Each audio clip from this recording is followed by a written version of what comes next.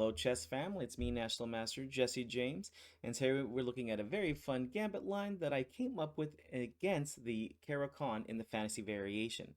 I was surprised to see that this has been played by other players, and well, let's see how I was able to get a very nice win against a strong 3000 Grandmaster in this game. Let's get to it. Here we go. I'm starting off with e4, and of course my opponent goes ahead and plays pawn to c6, the Caro. Pawn to d4, of course we're going to take that centaur. Pawn to d5, here we go, we got main line, Caro over here. And here I'm going to go ahead and play the move I like to play, which is pawn to f3, the fantasy variation. The fantasy is, as well, I want two pawns in the center here. And here my opponent plays a move which is actually quite popular, but definitely not the best move, which is pawn to e6 here. I'm always surprised when I see these very strong grandmasters playing this kind of stuff. Here, the main line, and definitely one of the best ways to play, is to go ahead and play after f3, pawn takes with e5. And I think there's two or three other variations that black is going to be getting very good games against this fantasy variation. With that being said, he goes ahead and plays pawn to e6 here. And when I see this move, well, there's a few different things you can do. I've played e5 here a few times here, which kind of transposes into a French defense. A lot of times they'll play like pawn to c5, and I go c3 with f4, which is, again, a position I like to play. But here, well, sometimes I like to get a little bit adventurous since these are online bullet and blitz games. I go ahead and play pawn to c4 here. And the idea is, well, I'd love it if they take the pawn on c4 here, as this will only help develop my bishop over here, which some people are very nice to do. Well, here my opponent is not so nice, and he sees the idea of winning the pawn and plays d takes on e4 here. And here, what do you play? We actually go knight to c3 here. Do not take the pawn on e4 here if you start to try out this line. Why? After f takes on e4, I'm embarrassed to say I've fallen for this at least one time. Here, queen h4 check gets played, and black is just easily better here. Of course, I'd love to keep my pawn, but after do not move the f-pawn tactic, queen h4 check, they're attacking the king, they're attacking the pawn. I'm in a bad position. So, it becomes a gambit line. After d takes on e4, let's just play knight to c3 here, developing, and, well, hoping to grab the pawn here on e4. Here, pawn takes, knight takes. Here I got very good development, very good control of the center. I definitely think this is worth the pawn. And after they do take the pawn f3, this is giving white a 0.3 advantage or a minimal advantage, or basically equality. And if you're getting that from the computer, when you're down a pawn, things are going pretty well. Remember, they're mean and they play perfect chess. Black goes ahead and plays knight to f6, bishop to d3. Remember, that's where the master puts the bishop. Why is d3 the master place? Because it's going to attack on h7. Although this may not seem like a good place to attack right now, later on when the king castles, h7 is going to be our checkmate square, or the weakest square whenever the king is castled. Here he goes ahead and plays pawn to c5. A very interesting, good move here. And, well, here I hadn't figured out the best move here. And so I went ahead and just played bishop to e3. Obviously, taking here is not really what I want, as this only gives black a free developing bishop move, and also is going to stop me from castling kingside. So here, after c5, I decided just to play bishop e3, which is okay. As you can see, it's developing and defending. But here, later on, I found out d5 is just a much better move here. And after pawn takes, a little bit of a trap move. Not that I think any strong master would fall for this. Knight takes on d5, and of course we just take. This is a basic kind of French idea. After queen takes d5, bishop b5 check, and of course we're just winning a piece here, or the queen in this variation. As I said before, here I went ahead and played bishop b3, which is also a decent way to play. And here, c takes on d4, knight takes on d4. I mean, I can't really complain in this kind of situation. Here he plays bishop to d7, which does make sense here. Of course, he'd like to play knight c6 here or bring the bishop out, which are, again, good moves. But if he brought the knight out right away, I wouldn't think too long here. I would just trade, giving him a bad isolate pawn here, and either castling kingside or playing queen c2 or e2 to castle queenside, really depending on my temperament that day. All good moves here. Well, bishop d7 got played, and here I was feeling very spicy. I went ahead and played queen to f3 here.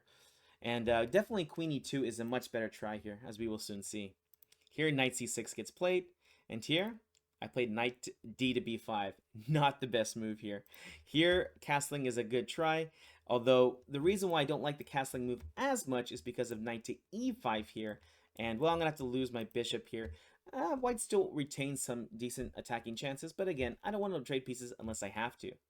The move knight d to b5 was definitely not a good move here.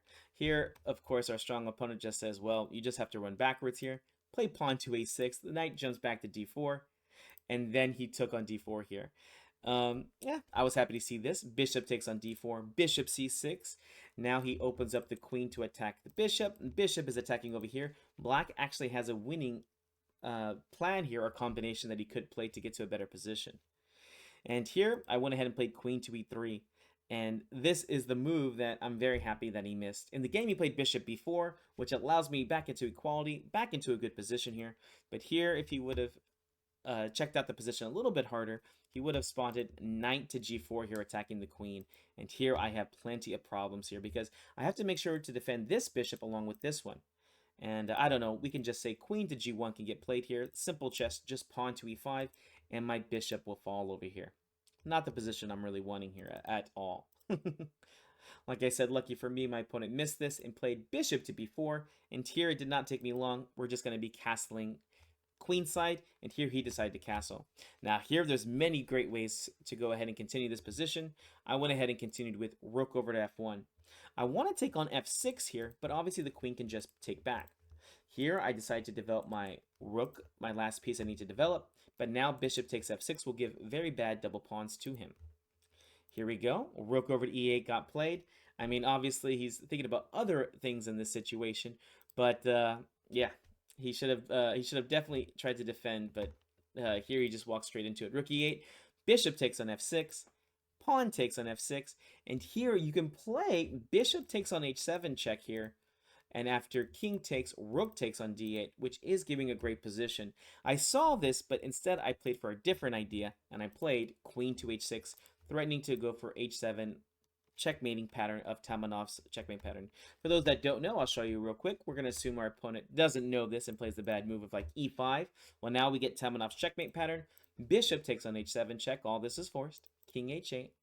Bishop g6 check. King to g8.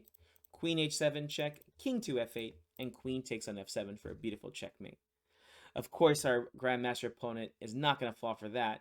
Here after queen h6, he is in big trouble either way, right? I'm threatening bishop takes h7, opening up the rook, so if he moves the queen, he'll lose over here. So here he decided to try pawn to f5 here.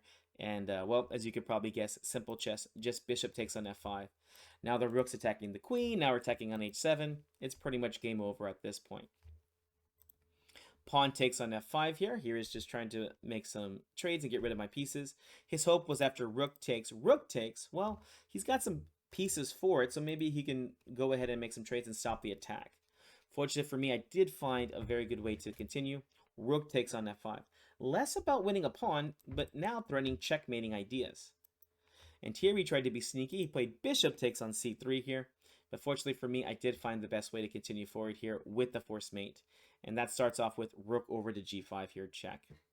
Here, the king is forced to h8. And now we actually just take the bishop here.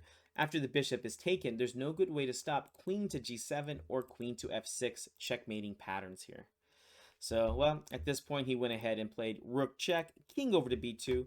Here, my savior square is king to a3. After that, there's no more good checks other than the rooks sacrificing themselves and maybe getting another bishop check in. So at this point, he did go ahead and just resign. But here, this was a very cool attacking idea. Again, a gambit line. I guess I'm not sure if it has a name yet. If not, I'll think about naming it in the future. But here, this is against the Caro in the fantasy variation. Whenever they play pawn to e6, we play pawn to c4 here. Lichess is calling this the Marazzi move, or the Marazzi Caro fantasy variation. But I don't really know this, and I definitely would like to give it a gambit name, since after d takes on e4, you cannot take back here, but you do get good compensation for the pawn if they do take over here. Alright guys, hope you enjoyed this. We'll see you in the next video.